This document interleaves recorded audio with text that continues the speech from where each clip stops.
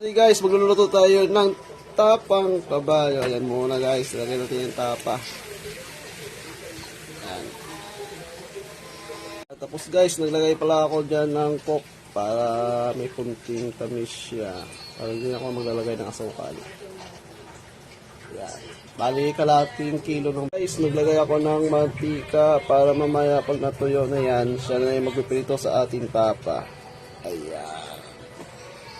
Ako ay minarinate ko na yan siguro mga 2 oras na. Tapos takpan na natin guys para kumulo siya at lumambot. Ayun guys, tingnan natin kung tuyo na siya. Ayan na siya. Lapit na siya matluto. Tingnan kung malambot na siya.